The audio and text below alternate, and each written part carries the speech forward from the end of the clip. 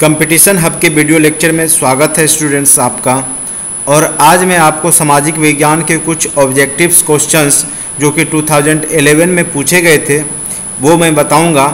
तो यहाँ पे देखिए स्टूडेंट्स, जो यहाँ पे 60 क्वेश्चंस सामाजिक विज्ञान के आते हैं। अगर आपने 6 to 8 के लिए अप्लाई किया है और पेपर में सोशल साइंस चूज किया है तो इस टाइप के क्वेश्चंस आपके एग्ज़ाम में पूछे जाएंगे। उसको सिलसिलेवार ढंग से आप देख लें तो आपको थोड़ा सा अंदाज़ा मिल जाएगा कि किस प्रकार से एग्ज़ाम में इस क्वेश्चंस को बनाया जाएगा। सबसे पहला क्वेश्चंस यहाँ पे देखिए स्टूडेंट्स है, चीन और भारत के मध्य की रेखा का नाम क्या है। वह रेखा मध्य की रेखा वह होती है रेखा जो दो देशों को बांटती है, आपस में बांटती है। ठीक है स्टूडेंट्स, तो यहाँ पर देखिए डुरंड रेखा लिखा हुआ ऑप्शंस में, तो आपको पता होना चाहिए कि डुरंड रेखा जो है भारत और अफगानिस्तान को बांटती है। और दूसरा है आपका मैकमोहन रेखा। ठीक है, तो मैकमोहन रेखा जो है आपका चीन और भारत को बांटती है, मध्य की रेखा इसका नाम मैकमोहन रेखा है जो कि आपका आंसर होगा। और रेड क्लिफ जो रेखा है वो भारत और पाकिस्तान को आपस में बांटती है, तो ये भी आंसर नहीं होगा। तो आपका आंसर क्या होगा स्टूडेंट्स, मैकमोहन रेखा। चीन और भारत के मध्य की रेखा का नाम क्या है, मैकमोहन रेखा। और डुरंड रेखा अब तो ये अफ़गानिस्तान और पाकिस्तान को बांटती है।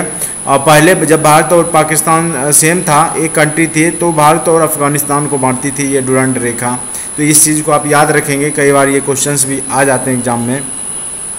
अब है क्वेश्चन नंबर 32। क्वेश्चन नंबर 32 में क्या पूछ रहा है स्टूडेंट्स कि भारतीय संविधान का कौन सा अनुच्छेद प्रारंभिक शिक्षा को प्रत्येक बच्चे का मौलिक अधिकार बताता है। तो वो है स्टूडेंट्स अनुच्छेद 45, जो कि भारतीय संविधान के 86वें संशोधन जब हुआ है आपका 2002 में, तब इसको अनुच्छेद 45 बनाया गया है। और उसके अंतर्गत प्रारंभिक शिक्षा को प्रत्येक बच्चे को मौलिक अधिकार माना गया है। और इसके अंतर्गत जो है 6 से 14 वर्ष के आयु तक के बच्चों को सम्मिलित किया गया है। तो ये याद रखेंगे, ये जो आपका संशोधन हुआ है 86वें संशोधन में ये आपका क्लियर हुआ है। ठीक है स्टूडेंट्स, तो ये 2002 ईस्वी में हुआ था। 86वां जो संशोधन हुआ है वो 2002 में हुआ था। और वहाँ पे अनुच्छेद 45 के तहत बच्चे को मौलिक अधिकार दिया गया है कि जो 6 से 14 वर्ष की आयु तक को उनको निःशुल्क शिक्षा की व्यवस्था की गई है। ठीक है स्टूडेंट्स, ये था 32 नंबर क्वेश्चन। अब आ जाइए स्टूडेंट 33 नंबर क्वेश्चन पे। तो सिलसिलेवार ढंग से आप देखते रहिए, थोड़ा सा अंदाज़ा मिलेगा। तो है प्रगतिशील शिक्षा पद्धति होती है। तो प्रगतिशील शिक्षा पद्धति पाठ केंद्रित होती है, पाठ्यक्रम पे केंद्रित होती है। तो ये जो प्रगतिशील शिक्षा है वो पाठ्यक्रम पर आधारित शिक्षा है, इस चीज़ को आप याद रखेंगे। उसके बाद नेक्स्ट है क्वेश्चन 34 नंबर क्वेश्चन में आपका शिक्षा को संविधान के किस संशोधन द्वारा समवर्ती सूची में डाला गया है। तो समवर्ती सूची होता है जिसमें केंद्र और राज्य सरकार दोनों पे लागू किया जाता है ये स्टूडेंट्स समवर्ती। तो यहाँ पे याद रखेंगे कि 42वें संविधान संशोधन में इसको समवर्ती सूची में डाला गया है। शिक्षा जो है और राज्य और आपका जो केंद्र है दोनों के द्वारा प्रोवाइड किया जाता है। ठीक है स्टूडेंट्स, तो 42वें संविधान संशोधन में ये बात क्लियर हुआ है। उसके बाद है बोल्शेविक क्रांति। तो आपको पता होगा बोल्शेविक क्रांति के जनक लेनिन थे। ठीक है स्टूडेंट, जो कि फ्रांस के थे लेनिन। और यहाँ पे मार्क्स जो है तो ये भी नहीं होगा, मार्क्सवादी आपने सुना ही होगा मार्क्स। तो माओवादी जो कि अभी नेपाल में माओवादी हैं। स्टालिन ये भी नहीं होगा। आपका आंसर क्या होगा स्टूडेंट्स, लेनिन रूस के क्रांति से संबंधित थे, रूसी क्रांति के जनक हैं लेनिन। ठीक है स्टूडेंट, मैंने फ्रांस बोल दिया बाय मिस्टेक, मैंने ये बोल दिया। ठीक है स्टूडेंट्स, अब जो है आपका नेक्स्ट क्वेश्चन है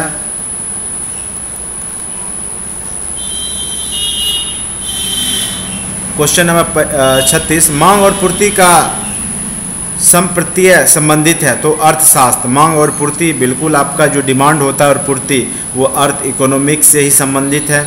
उज्जैन नगरी बसी है, तो वो शिप्रा नदी के किनारे बसी हुई है। शिप्रा नदी के किनारे उज्जैन नगर बसी हुई है। कहीं कहीं छिप्रा भी लिखा होता है, कहीं यहाँ शिप्रा लिखा हुआ है, लेकिन छिप्रा नदी है स्टूडेंट्स। तो हो सकता है बाय मिस्टेक्स यहाँ पे क्वेश्चंस में लिखा गया होगा। तो उसके बाद है नेक्स्ट है आपका निम्नलिखित में से कौन सी दलहन फसल नहीं है। तो आपको पता है चना तो दलहन ही है, मूंग भी दलहन है और अरहर भी दलहन है। मखाना आपका जो कि बिहार के जो कटिहार के पूर्णिया के एरिया में ये मखाना अधिक से अधिक मात्रा में उपजाया जाता है। और ये जो है आपका मखाना वो दलहन फसल नहीं है। ठीक है स्टूडेंट्स, दलहन आपका चना, मूंग, अरहर है, ये तीनों, तो यहाँ पे आपका दलहन फसल नहीं है। ये सब बहुत आसान क्वेश्चंस है। यहाँ से अजंता की गुफा स्थित है, तो अजंता की गुफा आपको पता होगा कि औरंगाबाद जो महाराष्ट्र में है वहाँ पर स्थित है। यहाँ पे जो है गौतम बुद्ध के जो जातक कथाएँ हैं उस पर आधारित जो भी चित्रण है उनका जो इमेज बनाया हुआ है, कलरफुल इमेज, वो गुफा के अंदर बनाया गया है। अजंता गुफा जो बुद्धिज़्म के लिए बहुत ही ज़्यादा फेमस गुफा है, तो इसको याद रखेंगे। ये औरंगाबाद महाराष्ट्र में स्थित है। उसके बाद है नेक्स्ट, भारतीय अर्थव्यवस्था के उदारीकरण की प्रक्रिया प्रारंभ करने का श्रेय किसको जाता है? तो उदारीकरण का जो श्रेय जाता है वो जाता है पीवी नरसिंह राव को। ठीक है स्टूडेंट्स, याद रखेंगे पीवी नरसिंह राव को, उदारीकरण। इसके अंतर्गत क्या होता है कि कोई भी विदेशी या कोई भी बाहर कंट्री के व्यापारी आके यहाँ पे बहुत आसानी से व्यापार कर सकते हैं। ठीक है, तो यही उदारीकरण है।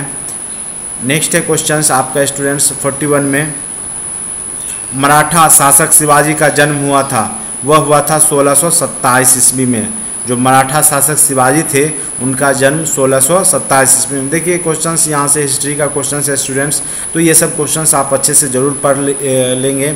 जो भी आपका शासक वर्ग का जो भी शासन हुआ है, तो मराठा शासक शिवाजी का जन्म है 1627 ईस्वी में हुआ था। सामाजिक अध्ययन का अर्थ है, तो बिल्कुल सिंपल सी बात है, सामाजिक अध्ययन का अर्थ होगा समाज का अध्ययन। उसके बाद है नेक्स्ट 43 नंबर क्वेश्चन, सामाजिक विज्ञान का अध्यापक निर्माण है। सामाजिक विज्ञान का अध्यापक निर्माण है वो है परिवार का। सामाजिक विज्ञान जो है विज्ञान का अध्यापक निर्माण है किसका है? तो वो परिवार का, क्योंकि बच्चा जो होता है परिवार से ही सब कुछ सीखता है।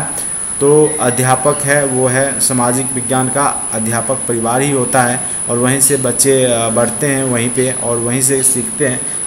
ठीक है स्टूडेंट्स, उसके बाद है समाज की प्रयोगशाला माना जाता है, तो इतिहास को।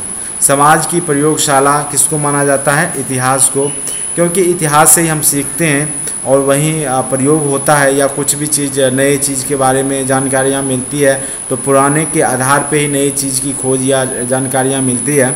तो समाज की प्रयोगशाला माना जाता है इतिहास को। ठीक है स्टूडेंट्स, 44 नंबर क्वेश्चन तक क्लियर हो गया।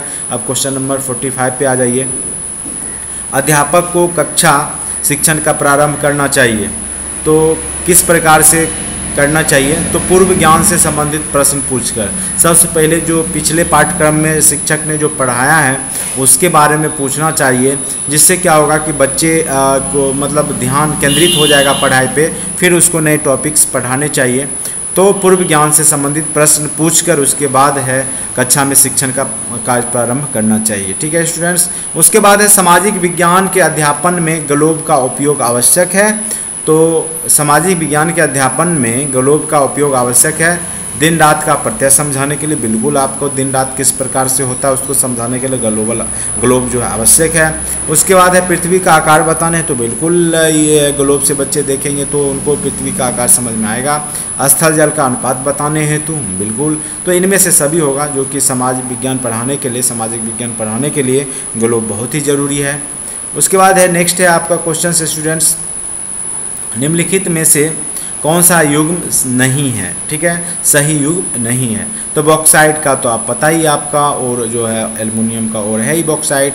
उसके बाद अब्रक से तो विद्युत आपका तैयार होता है, अब्रक जो है विद्युत इलेक्ट्रॉनिक उपकरणों में लगाया जाता ही है। ये जो होता है टेम्परेचर बहुत जल्द ही ग्रहण करता है। ठीक है स्टूडेंट्स, अब्रक, और इसका खान झारखंड में बहुत बड़ा अब्रक का खान पाया जाता है।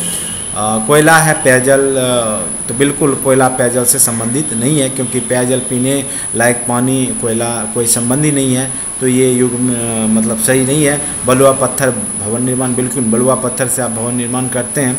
बहुत सारे जो कि पत्थर के बने भवन होते हैं, बलुआ पत्थर के जो उसमें ईंट लगाया जाता है, या बड़े बड़े चट्टान को काट के, बलुआ पत्थर वाले चट्टान को काट के उसको छत में प्रयोग किया जाता है।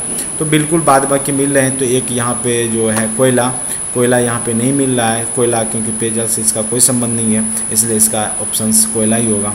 निम्नलिखित में से कौन सा वर्षण रूप नहीं है? वर्षा तो वर्षण का रूप है ही, ओस भी है वर्षा का ही एक रूप है, हिमपात भी क्या है? वर्षा का रूप है। हिमपात जो है पहाड़ी एरिया में और बर्फबारी के समय होता है हिमपात। वर्षा आपको पता ही है। ओस जो है रात्रि में बादल के कण जो हैं बारिश के रूप में, हल्के हल्के बारिश के रूप में पड़ते हैं, वो ओस कहलाते हैं। और आंधी जो है, आंधी बिल्कुल वर्षण का रूप नहीं है, आंधी बिल्कुल अलग रूप है। तो ये चीज़ याद रखेंगे स्टूडेंट्स। उसके बाद है 49 नंबर क्वेश्चंस, पृथ्वी पर सबसे अधिक जल पाया जाता है तो कहाँ पे पाया जाता है? तो नदियों में, तो नदियों में तो नहीं होगा स्टूडेंट्स। एंटार्क्टिका में तो वहाँ पे बर्फ़ पाया जाता है, जल नहीं पाया जाता है, ये याद रखेंगे। ऐसे जल का एक ठोस रूप है बर्फ़, लेकिन यहाँ पे जब जल की बात किया है तो महासागर में सबसे ज़्यादा जल पाया जाता है, ये चीज़ आप याद रखेंगे। कॉमन सेंस का भी क्वेश्चन है यहाँ पे। निम्न में से कौन सी भारतीय संविधान की विशेषता है? यह सबसे विशाल है, बिल्कुल सही बात है स्टूडेंट्स। यह सब बहुत बड़ी मतलब बहुत विशाल है यह। इनके अनेक देशों के संविधान से प्रावधानों को लिया गया है, बिल्कुल सही बात है। बहुत सारे जैसे ब्रिटेन हो गया, आपका आयरलैंड हो गया, उसके बाद आपका ऑस्ट्रेलिया हो गया, साउथ अफ्रीका हो गया, अमेरिका हो गया, रूस हो गया, तो यहाँ सबसे बहुत सारे प्रावधान को लिए गए हैं। जो डॉक्टर भीमराव अम्बेडकर ने जो ये संविधान बनाया, बहुत सोच समझ के और बहुत अध्ययन करके बनाया था इन्होंने, ठीक है। तो इनमें से सभी हो जाएगा स्टूडेंट्स। उसके बाद है नेक्स्ट क्वेश्चन है आपका 51 नंबर। यहाँ पे बोला भारत का एकमात्र क्रियाशील ज्वालामुखी है, तो वो है स्टूडेंट्स अंडमान निकोबार द्वीप समूह में स्थित है। भारत का एक ही मात्र क्रियाशील ज्वालामुखी है, वो कहाँ पे स्थित है स्टूडेंट्स? ज्वालामुखी क्या होता है स्टूडेंट्स? जब पृथ्वी से तरल पदार्थ मैग्मा जब बाहर आते हैं तो यहाँ पे ज्वालामुखी विस्फोट कहलाता है। तो बहुत टेम्परेचर हाई होता है उसका, उसमें मैग्मा वगैरह जो भी होता है तरल रूप में निकलता है और बाहर आके ठोस होकर जम जाता है, वही चट्टान का रूप ग्रहण करता है। तो ये जो है अंडमान निकोबार द्वीप समूह में भारत का एकमात्र ज्वालामुखी है, ये याद रखेंगे। प्रजातंत्र को जनता का जनता के लिए, तो आपको बिल्कुल याद होगा ये अब्राहम लिंकन ने बोला है, जनता का जनता के लिए और जनता के द्वारा बनाया गया जो शासन होता है वही आपका लोकतंत्र यानी प्रजातंत्र है, डेमोक्रेसी, ठीक है स्टूडेंट्स। तो इसको जो है अब्राहम लिंकन ने ये कथन दिया है, जनता का जनता के लिए, जनता के द्वारा बनाया गया। अब्राहम लिंकन जो कि अमेरिका के राष्ट्रपति रह चुके थे। सेलुलर जेल को किस नाम से जाना जाता था? तो काला पानी। सेलुलर जो जेल है उसको काला पानी, तो काला पानी का सज़ा दिया जाता था। तो ये एक ऐसा जेल हुआ करता था जिसे ये खुला ही रहता था। जैसे मान लीजिए समुद्र की चारों ओर से घिरा हुआ है कोई टापू है, तो वहाँ पे जाके कैदियों को छोड़ दिया जाता था, क्योंकि वो समुद्र दूर दूर तक समुद्र है तो उससे वो बाहर नहीं निकल पाते थे, तो उसी को काला पानी का सज़ा बोला जाता है। तो सेलुलर जेल को किस नाम से जाना जाता है? तो वो है आपका काला पानी का सज़ा, ठीक है स्टूडेंट्स। तो और भी क्वेश्चंस हैं, मैं वो आपको करवा रहा हूँ साथ साथ। आप एक बार ज़रूर इस चीज़ को समझने का प्रयास कीजिए। आपको इससे क्या होगा कि आपको एक अंदाज़ा लग जाएगा कि किस प्रकार के क्वेश्चंस आपके एग्ज़ाम में पूछे जा रहे हैं, ठीक है स्टूडेंट्स। अब मैं कुछ और भी, ठीक है स्टूडेंट्स। यहाँ पे क्वेश्चन नंबर 55 बोल रहा है कि किस जानवर को रेगिस्तान का जहाज़ कहा जाता है? तो आपको पता ही है कि वो जानवर ऊँट है, जिसके पैर गद्दे के समान होते हैं, जिसको कि बहुत आसानी से वो रेगिस्तान में चल पाता है। तो ऊँट को ही रेगिस्तान का जहाज़ कहा जाता है, यही आपका आंसर होगा, ऊँट को रेगिस्तान का जहाज़ कहा जाता है। उसके बाद है स्टूडेंट सती प्रथा को समाप्त कराने के लिए किनकी महत्वपूर्ण भूमिका थी? कराने में किनकी महत्वपूर्ण भूमिका थी? तो वो था राजा राम मोहन राय। तो ये याद रखेंगे स्टूडेंट्स, राजा राम मोहन राय, ठीक है स्टूडेंट्स। उसके बाद है बौद्ध धर्म भारत से निकलकर किन देशों में गया? तो चीन में गया है, जापान में गया है, कोरिया में गया है, ये तीनों देश में गया है। मंगोलिया में भी गया है आपका, तो आसपास जैसे भूटान में भी गया है, तिब्बत में भी गया है, तो श्रीलंका में भी गया है। तो ये सब याद रखेंगे, जापान, कोरिया, चीन, तिब्बत, श्रीलंका, जो भी है ये सब देश जो आसपास के एशियन कंट्री हैं, मंगोलिया हो गया। तो यहाँ पे जो बुद्धिज़्म गया था, तो इनमें से सभी इसका आंसर होगा। तो इस चीज़ को एकदम बिल्कुल आप याद रखेंगे। उसके बाद है भारत में परमाणु परीक्षण किया गया। तो सबसे पहला परमाणु परीक्षण जो है पोखरण में, जो कि राजस्थान में स्थित है, जो कि इंदिरा गांधी के समय में किया गया था। तो सबसे पहला जो है परमाणु परीक्षण जो है पोखरण में किया गया था। उसके बाद देखिए स्टूडेंट्स, बिस्मिल्लाह खां किससे संबंधित थे? बहुत इंपॉर्टेंट क्वेश्चन है और कई बार पूछा जा चुका है ये बहुत सारे एग्जाम में, तो वो शाहजहाँ इबादत से संबंधित है। तो ये तो क्वेश्चन सब आप लोग को पता ही होगा। चंद्रगुप्त मौर्य के गुरु थे, तो आपको पता है कि उनके गुरु चाणक्य थे। इन्हीं के बदौलत जो है चंद्रगुप्त मौर्य राजगद्दी पे बैठा था, क्योंकि चाणक्य और घनानंद के बीच जो मतभेद होता है, और चाणक्य कसम खा लेते हैं कि घनानंद को जब तक मतलब गद्दी से हटा नहीं देते हैं और तब तक चैन की सांस नहीं लेंगे, और वही काम करते हैं ये। चाणक्य पूरा कोशिश करके चंद्रगुप्त मौर्य को के साथ मिलकर घनानंद को मारकर उसको फिर मगध की राजगद्दी पे चंद्रगुप्त मौर्य को बैठाते हैं। तो ये थे चाणक्य गुरु थे। इनको और भी बहुत सारे नाम से जाना जाता है, जिससे कौटिल्य नाम है इनका। तो कूटनीतिज्ञ थे ये, इस कारण से इनको लोग पीछे से कौटिल्य बोला करते थे।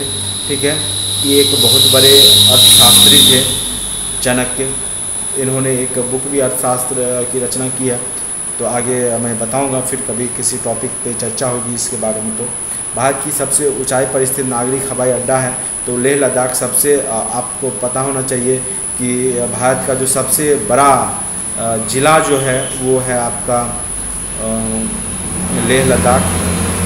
ठीक है स्टूडेंट्स, तो ये याद रखेंगे कि ये लेह और ये सबसे ऊंचाई पर है। यहाँ का टेम्परेचर बहुत ही कम होता है, लेह का बर्फ़ ही बर्फ़ जमा हुआ है ऊंचाई पे होने के कारण। तो स्टूडेंट्स यहाँ पे जो है सबसे ऊंचाई पर स्थित नागरिक हवाई अड्डा है, इस चीज़ को याद रखेंगे। उसके बाद है स्टूडेंट्स सबसे कम श्रमिक की आवश्यकता वाला उद्योग है, तो वो है इस्पात उद्योग। ठीक है स्टूडेंट्स, यहाँ पे श्रमिकों की आवश्यकता कम होती है उसके, क्योंकि वस्त्र उद्योग में तो सबसे ज़्यादा होता है, कृषि में भी होता ही है स्टूडेंट्स, रेलवे में भी होता है। इस्पात उद्योग में इसके रिस्पेक्ट में श्रमिकों की आवश्यकता कम होती है, क्योंकि बड़े बड़े मशीन होते हैं लोहे के, और श्रमिकों के द्वारा ये नहीं किया जा सकता है।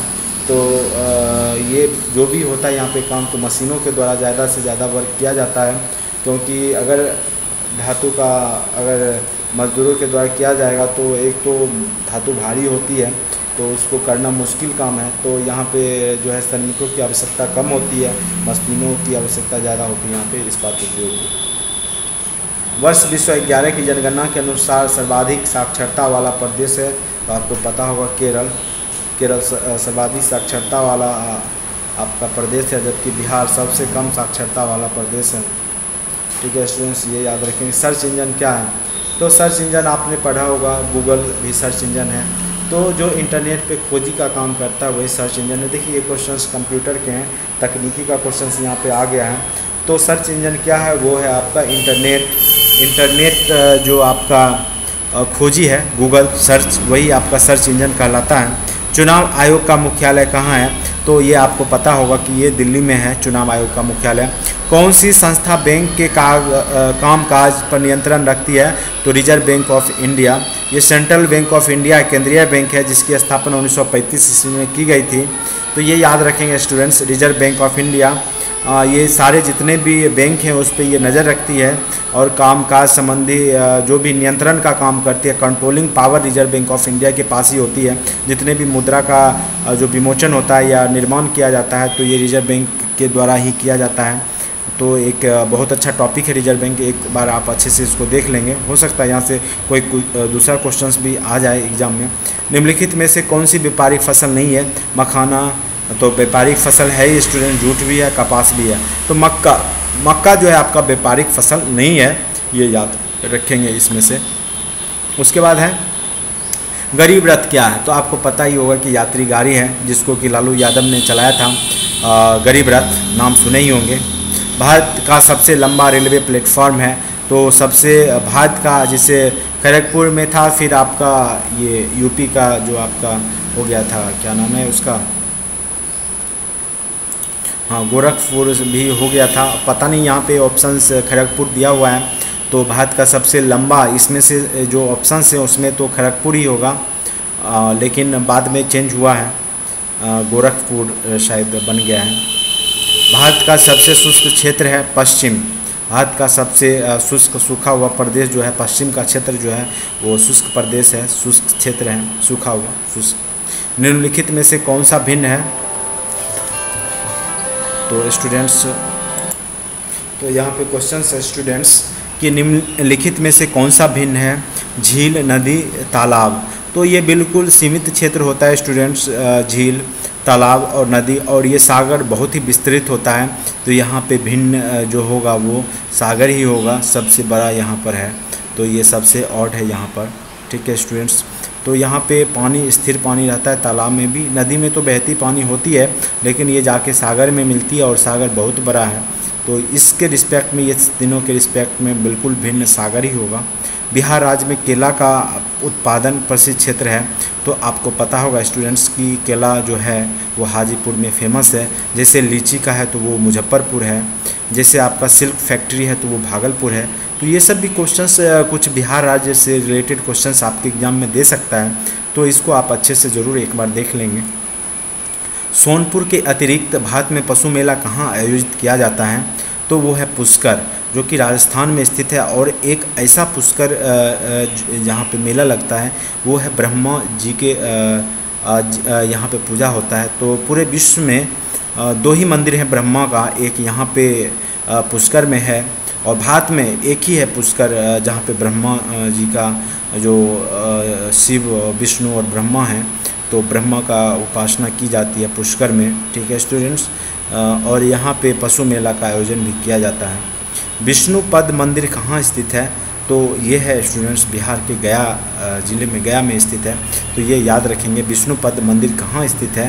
तो गया में। बिहार का शोक, तो आपको पता ही होगा, कोसी नदी। कोसी नदी क्या है स्टूडेंट्स? बिहार का शोक कहा जाता है, क्योंकि ये इतना अपने रूट को चेंज करती है, अपनी रास्ता को इतना बदलती है कि गांव का गांव ये साफ़ कर देती है रातों रात। तो इसलिए इसको बिहार का शोक कहा गया है, ठीक है स्टूडेंट्स, कोसी नदी। उसके बाद है नेक्स्ट क्वेश्चन, मानचित्र एवं स्केच में मुख्य अंतर होता है? तो पैमाने का अंतर होता है, कीमत का नहीं, समझ का भी नहीं होता है, इनमें से सभी का भी नहीं होगा, पैमाने का अंतर होता है।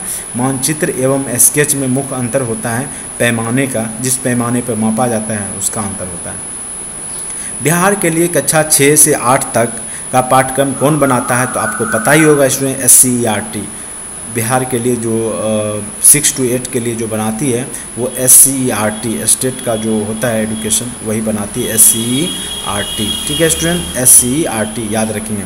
संपूर्ण बिहार राज्य स्थित है?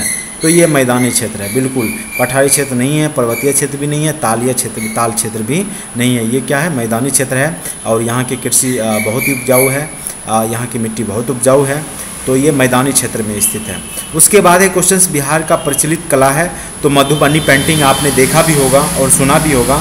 मधुबनी पेंटिंग जो है बिहार की प्रचलित कला है, ठीक है स्टूडेंट्स। बिहार का प्रसिद्ध पर्व है तो वो है छठ पूजा। तो ये सब जो पर्व त्यौहार, ये सब आप अच्छे से देख लेंगे बिहार के बारे में। सामाजिक अध्ययन से संबंधित समय सामयिक विषय का ज्ञान दिया जा सकता है? तो दैनिक समाचार विश्लेषण के द्वारा, जो घटना घट रहा है आपके समाज में, आपके देश में, तो वो दैनिक समाचार के माध्यम से सामाजिक अध्ययन की जो समय सामयिक जो होता है करंट अफेयर्स के विषय में ज्ञान दिया जा सकता है, वो है आपके दैनिक समाचार के विश्लेषण के द्वारा, ठीक है स्टूडेंट। उसके बाद नेक्स्ट क्वेश्चन है आपका, बाल संसद छात्रों को व्यवहारिक ज्ञान देता है? तो वो बाल संसद जो है वो राजनीति विज्ञान का। तो इसमें क्या होता है स्टूडेंट्स की बच्चे को एक संसद के रूप में गठित किया जाता है और उसमें मतलब गेम की तरह से इसमें सभी बच्चे को अलग अलग पोस्ट देकर समझाया जाता है। तो बाल संसद जो है छात्रों को व्यवहारिक ज्ञान देता है, तो राजनीति विज्ञान का। सामाजिक विज्ञान के किस उप विषय में विभिन्न देशों के मध्य के संबंध का अध्ययन किया जाता है? तो वो है इतिहास। इतिहास में ही जो है विभिन्न देशों के मध्य जो रिश्ते हैं उसका अध्ययन किया जाता है। सामाजिक विज्ञान के किस उप विषय में स्रोत विधि का उपयोग किया जाता है? तो वो है राजनीति विज्ञान में स्रोत विधि का उपयोग किया जाता है। समाचार पत्र कैसी शिक्षण सामग्री है? तो वो दृश्य है, श्रव्य नहीं है, सुनते नहीं है, श्रव्य दृश्य भी नहीं है। तो समाचार पत्र को आप सिर्फ देखते हैं, इसलिए वो दृश्य शिक्षण सामग्री है। उसके बाद है स्टूडेंट्स, सामाजिक अध्ययन वह क्षेत्र है जो मूलभूत मूल्यों, वांछित आदतों, स्वीकृति वृत्तियों तथा उन महत्वपूर्ण कुशलताओं के निर्माण के लिए आवश्यक है जिनको प्रभावशाली नागरिकता का आधार माना जाता है। यह कथन किसका है? तो यह है जेम्स हेमिंग का। किसका है स्टूडेंट? जेम्स हेमिंग का। राष्ट्रीय स्तर पर विद्यालय शिक्षा के पाठ्यक्रम को तैयार करता है, तो वो है NCERT। क्या है स्टूडेंट? NCERT जो राष्ट्रीय स्तर पर विद्यालय शिक्षा के पाठ्यक्रम को जो तैयार करता है वो है NCERT। ठीक है स्टूडेंट्स। उसके बाद सामाजिक अध्ययन का उद्देश्य है, तो ज्ञानात्मक विकास तो है ही, भावनात्मक विकास भी है, सृजनात्मक विकास भी है, और इनमें से सभी है। उसके बाद है स्टूडेंट्स, कौन सी शिक्षण विधि करके सीखने का अवसर प्रदान करती है, तो व्याख्यान विधि। आप अगर किसी चीज़ को व्याख्या करके समझाएंगे तो वह विधि करके सीखने की अवसर प्रदान करती है, तो वह है आपका व्याख्यान विधि। इकाई परीक्षा का मुख्य उद्देश्य होता है पता लगाना कि छात्रों में इकाई से संबंधित सामग्री को समझा है या नहीं। ठीक है स्टूडेंट्स, पता लगाना कि छात्रों ने इकाई से संबंधित सामग्री को समझा है या नहीं। इकाई क्या होता है, जैसे आपका मीटर हो गया, नहीं है स्टूडेंट्स, इकाई, दहाई, सैकड़ा, तो ये सब जो आप मान है, इसको मतलब बच्चों को जानकारी है कि नहीं, तो इसके बारे में परीक्षा, जो इकाई परीक्षा का मुख्य उद्देश्य होता है पता लगाना कि छात्रों ने इकाई से संबंधित सामग्री को समझा है या नहीं। तो ये था क्वेश्चन 60 क्वेश्चंस जो कि 2011 में पूछे गए थे स्टूडेंट्स। तो इससे आपको अंदाज़ा लग जाए कि क्वेश्चंस किस प्रकार के आ रहे हैं। एक दो क्वेश्चंस आपके कॉमन सेंस के, 3-4 क्वेश्चंस यहाँ पे हैं देखने को मिले हैं। कुछ क्वेश्चंस आपके हिस्ट्री के, बुद्धिज्म के कुछ क्वेश्चंस हैं, कुछ क्वेश्चंस जनरल साइंस के हैं, कुछ क्वेश्चंस आपके जनरल हिस्ट्री के हैं, जनरल इकोनॉमिक्स के हैं। तो यहाँ पे आप ये सारी सेक्शन को अच्छे से एक बार देख लीजिएगा, तो आपको क्वेश्चंस बनाने में आसानी होगी। Thank you so much watching for this video. अगर अच्छा लगता है तो लाइक ज़रूर करें, और नेक्स्ट वीडियो में अब लगातार जो है 10 वीडियो इस सोशल साइंस के ही डालूंगा, तो इसको आप अगर सब्सक्राइब नहीं किए हैं चैनल को तो सब्सक्राइब कर लें। हो सकता है ये सब क्वेश्चंस आपके एग्ज़ाम में किसी न किसी रूप में आ जाए, तो आप देखते रहिए। Thank you so much watching for this video.